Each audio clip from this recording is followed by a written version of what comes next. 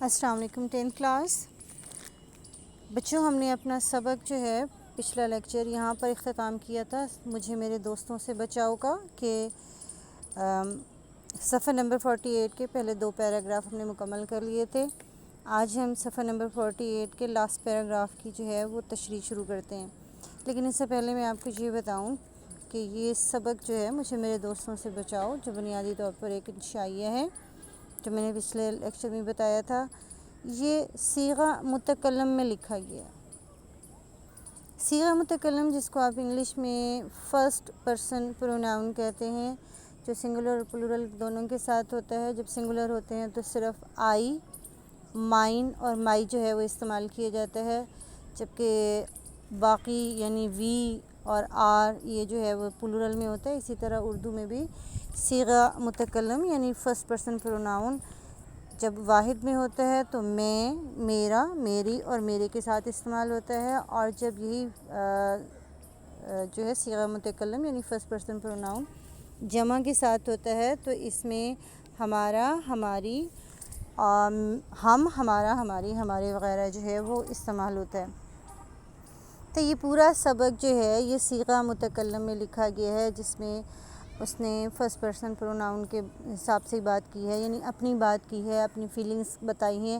جس طرح میں نے آپ کو پہلے بھی بتایا تھا کہ انشائیہ ہے جس میں انہوں نے دوستی کے نقصانات پر بات کی ہے کہ دوست کس طرح آپ کو نقصان پہنچاتے ہیں۔ یہ ہم گزشتہ لیکچر میں ڈسکس کر چکے ہیں۔ اب ہم آگے بڑھتے ہیں، جس میں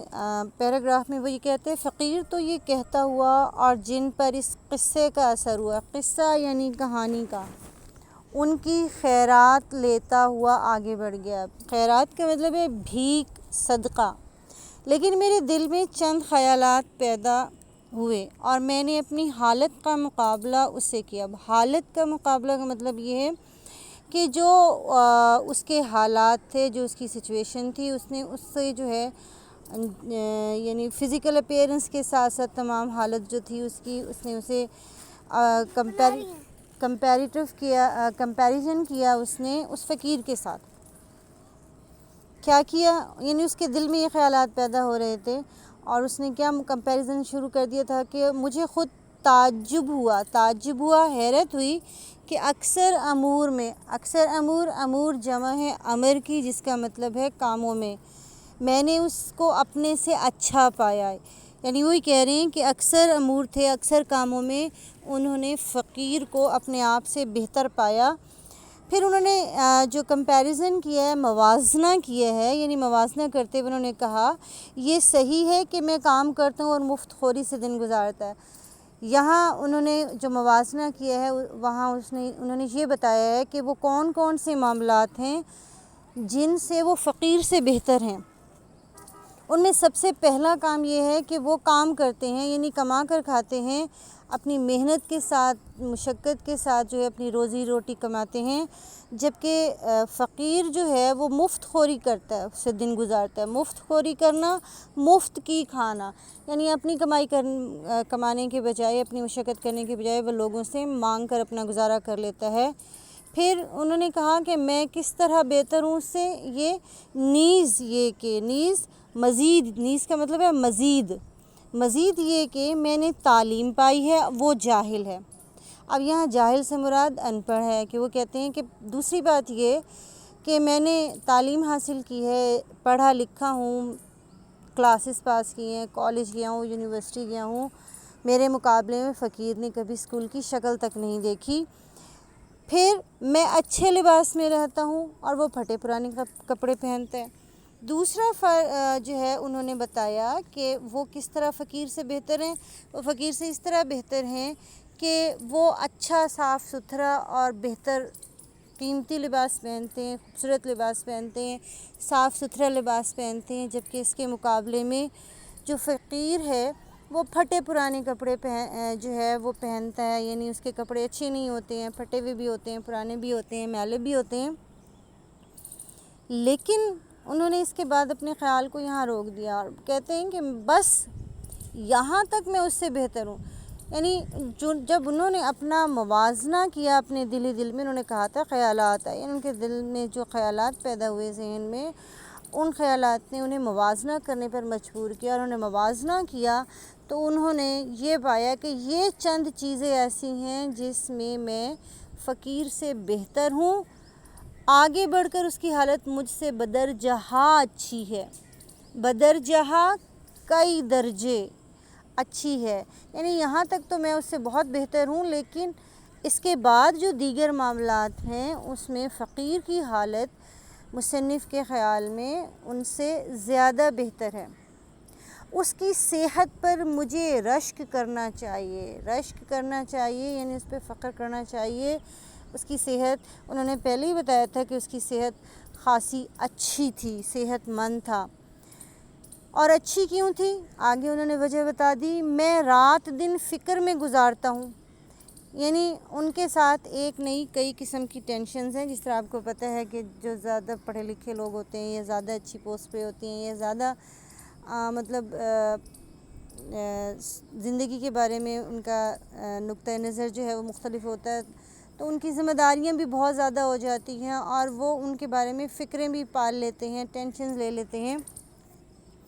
اور وہ ایسے اطمینان سے بسر کرتا ہے کہ باوجود بسورنے اور رونے کی صورت بنانے کے اس کے چہرے سے بشاشت نمایاں ہے۔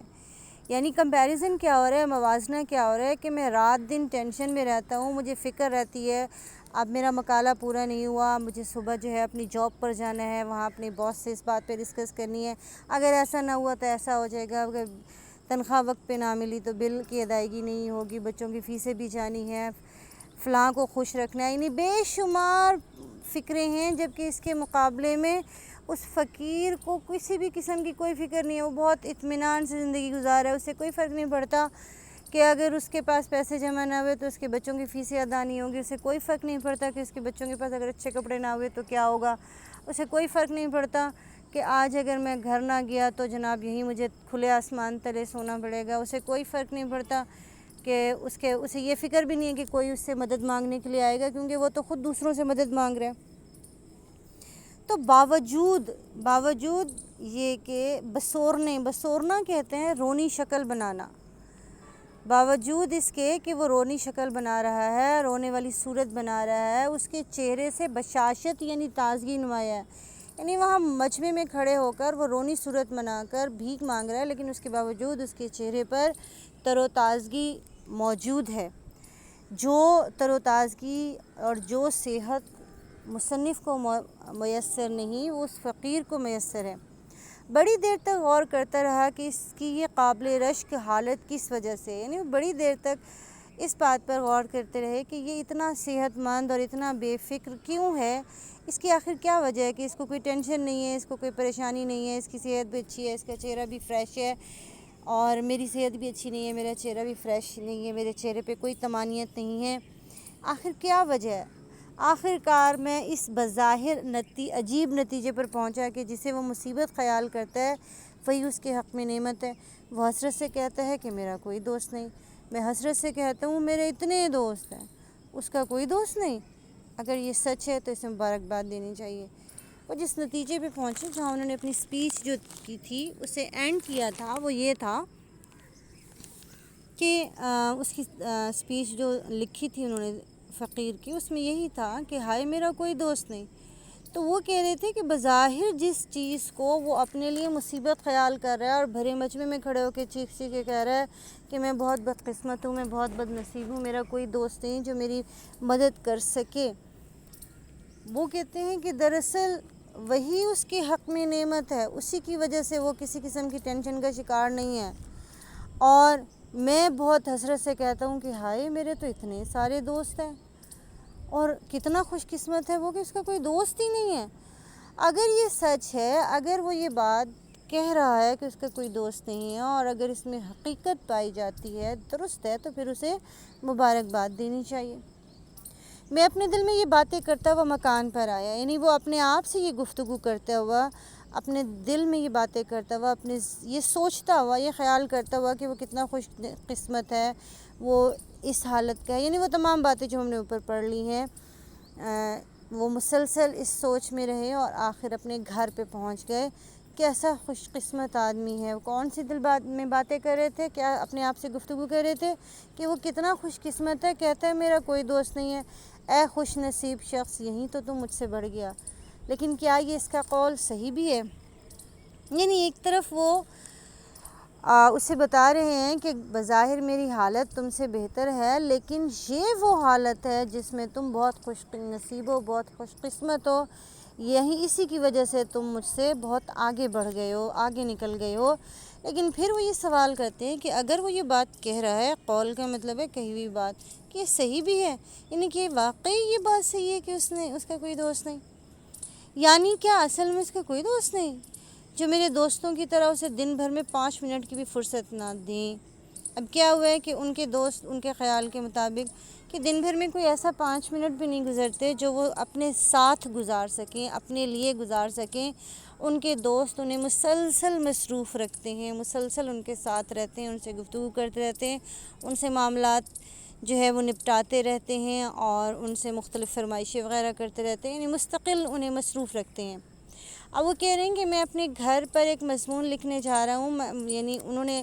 اپنے ذہن میں یہ پلان کیا ہے، یہ منصوبہ بنایا ہے، سوچا ہے کہ وہ گھر جا کر ایک مضمون لکھیں گے، مگر انہوں نے کہا خبر نہیں کہ مجھے ذرا سا بھی وقت ایسا ملے گا کہ میں تخلیے میں اپنے خیالات جمع کر سکوں، تخلیے میں، تنہائی میں۔ گو کہ ان کا ارادہ یہی ہے کہ وہ جا کر ایک مضمون مکمل کریں گے، لیکن اس بات کی انہیں قطعی کوئی خبر نہیں ہے کہ انہیں جو ہے وہ تنہائی میں اپنے خیالات کو جمع کرنے کا وقت مل سکے گا اور انہیں اطمینان سے قلم بند کر سکوں۔ قلم بند کرنا، لکھنا، یعنی وہ اپنے خیالات کو تنہائی میں بیٹھ کر اپنے خیالات کو جمع کر کے انہیں لکھنے کے قابل ہو سکیں گے، یا پھر جو اسپیچ مجھے کل دینی ہے، اسپیچ یعنی تقریر، انہیں جو لیسن ڈیلیور کرنا ہے،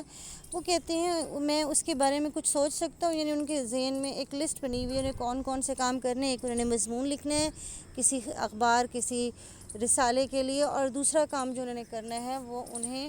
اپنے آفس میں کسی کے ساتھ کوئی لیکچر جو ہے وہ ڈیلیور کرنا ہے۔ اس کے بارے میں وہ کہتے ہیں کہ میں اس عنوان کے بارے میں کچھ سوچ سکتا ہوں، شاید مجھے ایسا وقت مل جائے۔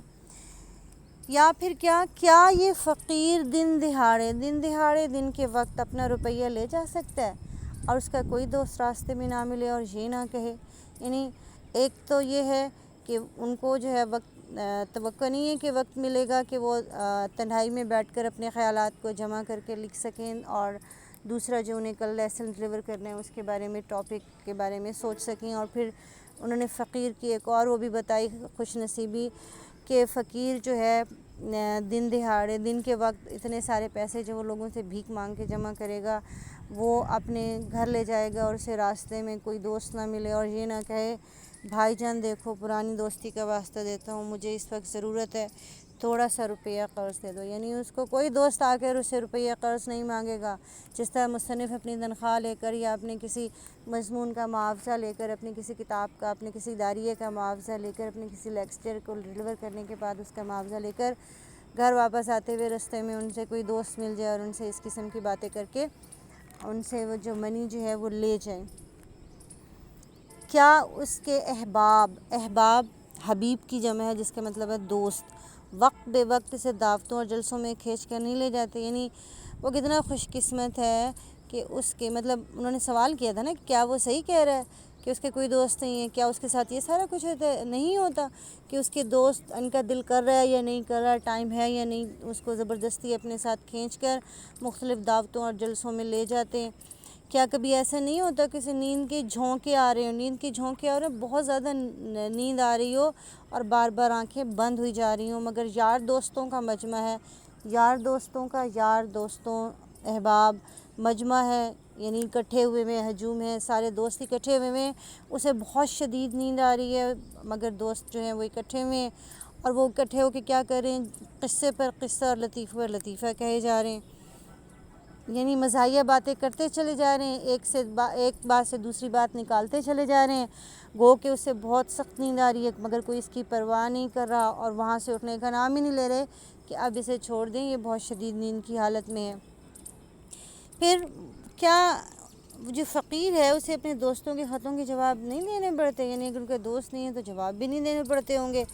کیا اس کے پیارے دوست کی تصنیف کی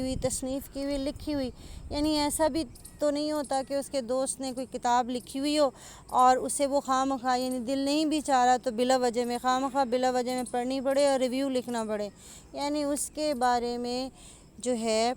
اپنا ریویو لکھنا پڑے، دیباچہ لکھنا پڑے اس کے لیے۔ کیا جو ہے فقیر اس کے ساتھ اسے یہ تو نہیں کرنا پڑتا، یقیناً نہیں کرنا پڑتا کہ اب اپنے دوست کی کتاب بھی خواہ مخواہ دل چاہے یا نہ چاہے، پسند آئے یا نہ آئے، پڑھنی پڑتی ہے اور اس کا دیباچہ بھی لکھنا پڑتا ہے۔ اگر وہ نہ اچھا جی، کیا اسے احباب کی وجہ سے شور مچانا اور ہو حق کرنا نہیں پڑتا؟ یعنی آپ خود سوچ لیں کہ بہت سی چیزیں ہیں ہم اپنی وجہ سے نہیں، اپنے دوستوں کے لیے، ان کو خوش کرنے کے لیے یا ان کی وجہ سے ہم کر رہے ہوتے ہیں، تو دوست اب اپنا دل نہیں بھی چاہ رہا تو وہ اپنے دوستوں کی وجہ سے خواہ مخواہ شور مچا رہا ہو اور عجیب سی آوازیں پروڈیوس کر کے، مطلب جس طرح آپ نے دیکھا ہوگا کہ بلا وجہ میں اونچی اونچی آوازیں، ہو ہا ہا کی آوازیں وغیرہ اس طرح کی اپنے دوستوں کی وجہ سے فقیر کو یہ بھی نہیں کرنا پڑتا ہوگا۔ اور کیا دوستوں کے ہم، اور پھر چونکہ اس کے کوئی دوست نہیں ہے اس لیے وہ جو ہے اسے اپنے دوستوں کے یہاں بھی نہیں جانا پڑتا ہوگا، اور اگر نہ جائے تو کوئی شکایت بھی نہیں کرتا ہوگا، یعنی جب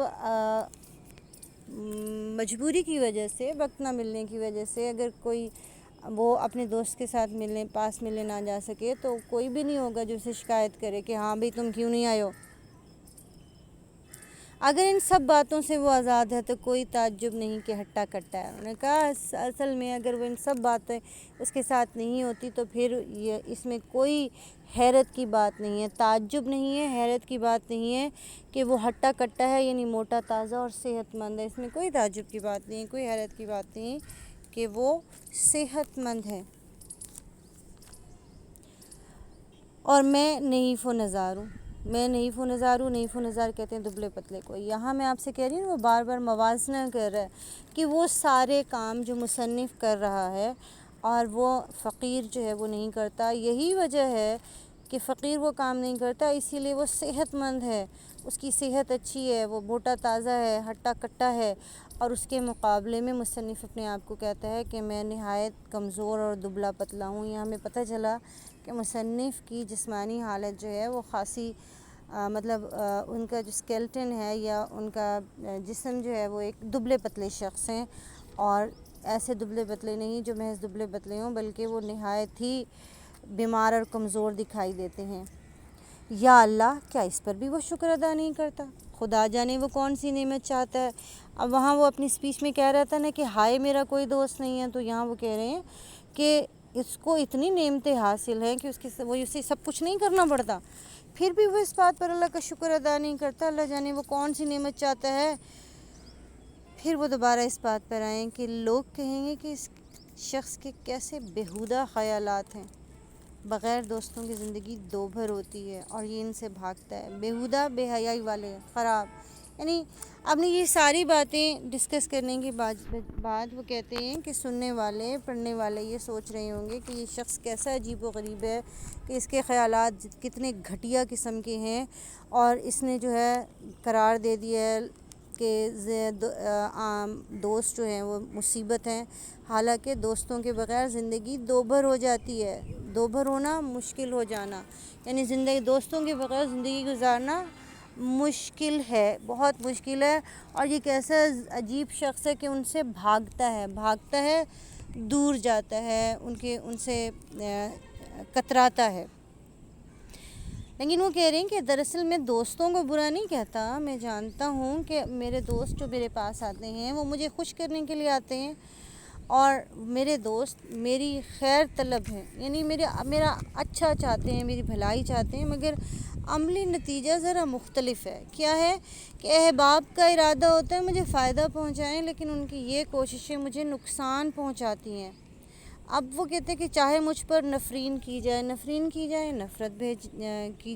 بھیجنا، یعنی آپ چاہے میرے ان خیالات کی وجہ سے مجھ سے نفرت ہی کریں، مگر میں یہ کہے بغیر نہیں رہ سکتا کہ آج تک میرے سامنے کوئی یہ ثابت نہ کر سکا کہ احباب کا ایک جم غفیر رکھنا اور شناسائی کے دائرے کو وسیع کرنے سے کیا فائدہ ہوتا ہے۔